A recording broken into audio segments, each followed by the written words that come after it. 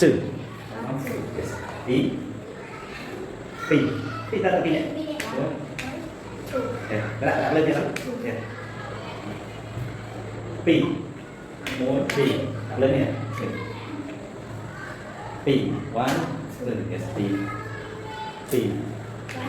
cái này mình đây rồi các bạn kia cái này đặt tiếp tì muối yes tì muối tì lẹ lẹ lẹ okay. Mùi lên tao lên mùi mùi tì muối tì muối trên nào ok đặt tì không được tiếp làm yes làm mùi tì bày cuốn làm ok đây nó là trung điểm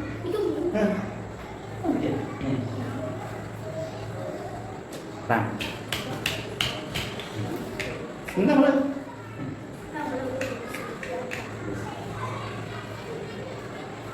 làm người thì trời buồn làm đóng lên để mặt vàng ngồi thì bày cuốn vàng ngồi đấy